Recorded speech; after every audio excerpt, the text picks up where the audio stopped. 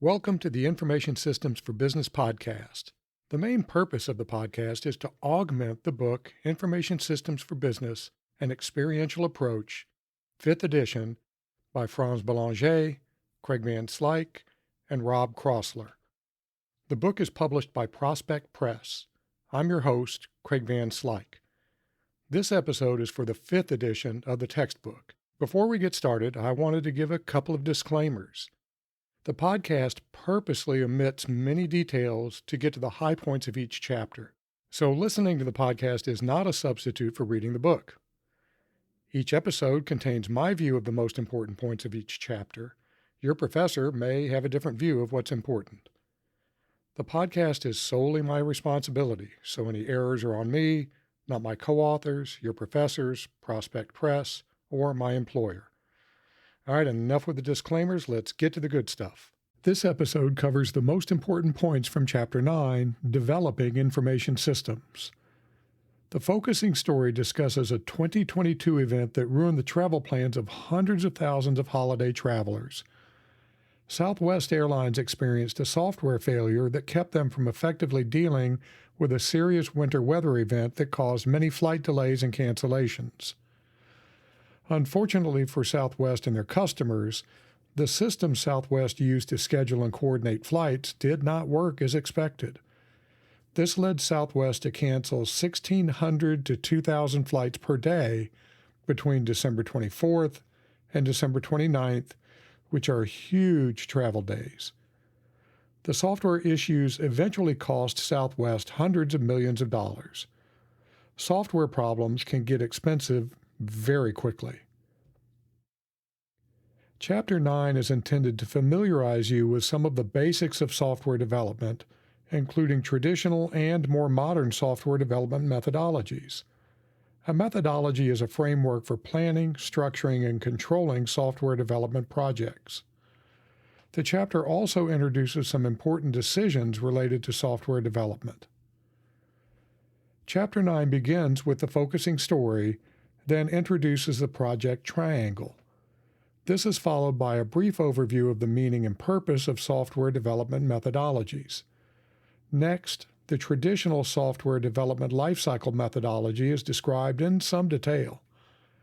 Then, 3 alternatives to the traditional software development lifecycle are described. 2 important decisions are then covered: the build or buy decision and the outsourcing decision. Open source software is discussed as part of the build or buy decision. Here are the main points from Chapter 9.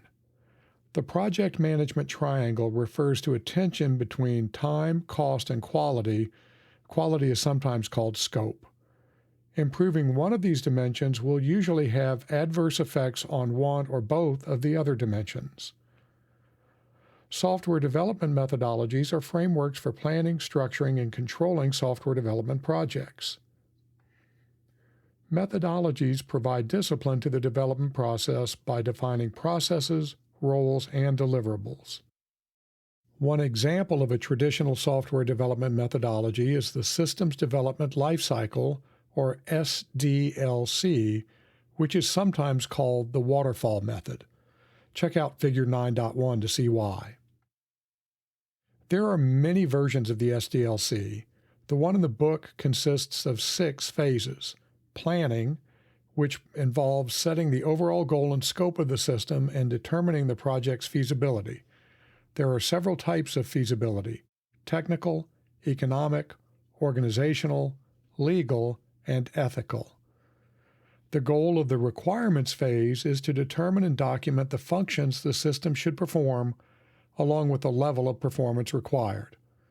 Functional requirements concern what the system should do, and non-functional requirements are related to constraints on the system.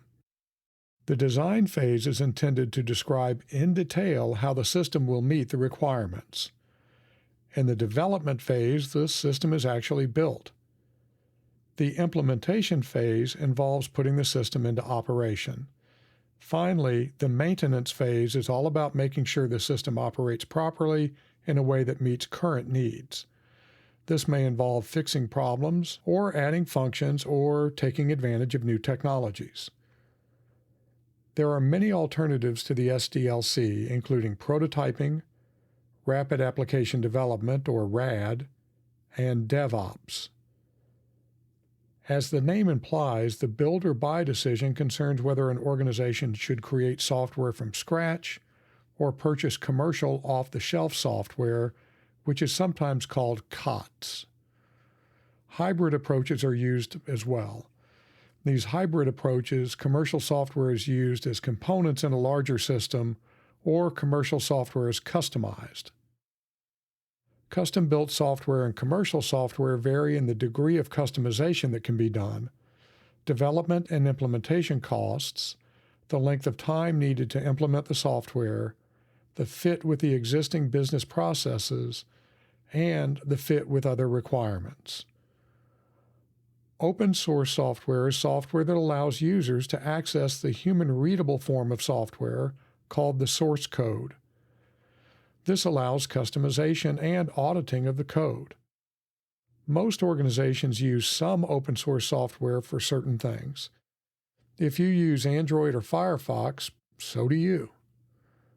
Outsourcing occurs when an organization turns to an outside organization to provide IT services that used to be provided internally.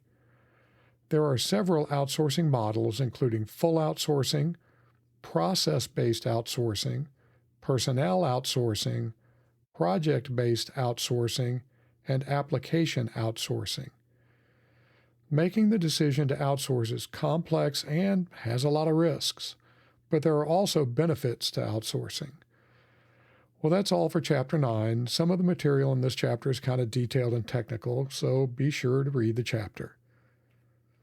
I only bugged you a couple of times about reading the chapter in this episode. All right, I'll talk to you next time. Bye.